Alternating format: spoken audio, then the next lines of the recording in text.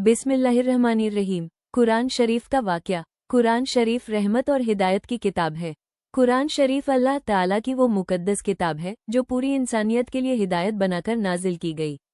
ये किताब किसी इंसान की लिखी हुई नहीं बल्कि अल्लाह का कलाम है जिसे जिब्रील अलैहिस्सलाम के ज़रिए हमारे प्यारे नबी हजरत मोहम्मद सल्लल्लाहु अलैहि वसल्लम पर नाजिल किया गया।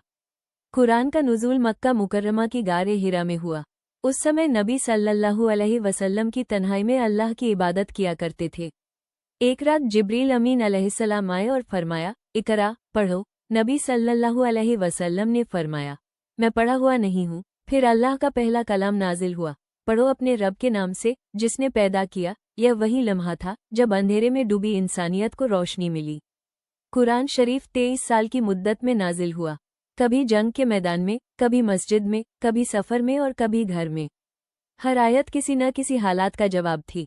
कुरान ने जुल्म के खिलाफ आवाज़ उठाई, गरीबों के हक बताए, औरत को इज्जत दी और इंसान को इंसान बनाया। एक वाक़या मशहूर है। हजरत उमर रज़ियल्लाहु अन्हु इस्लाम के सख्त दुश्मन थे। एक दिन वे नबी सल्लल्लाहु अलैहि वसल्लम को कत्ल करने निकले। रास्ते में उन्हें बताया गया कि उनकी बहन मुसलमान हो चुकी है। वे गुस्से में बहन के घर पहुंचे।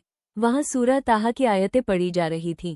जब हजरत उमर ने कुरान की आयतें सुनी तो उनका दिल कांप उठा। वही कुरान उनके दिल की सख्ती को पिघला गया और वे इस्लाम ले आए। यही कुरान की ताकत है। कुरान सिर्फ पढ़ने की किताब नहीं बल्कि जिंदगी बदलने की किताब है। जो इसे समझकर पढ़ता है उसका दिल सुकून से भर जाता है।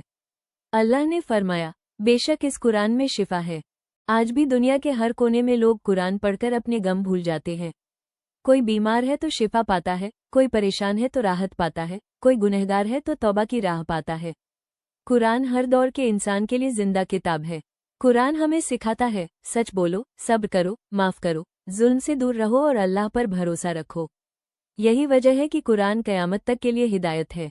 कुरान का पैगाम, ये किताब तुम्हें अंधेरे से निकालकर रोशनी की तरफ ले जाती है।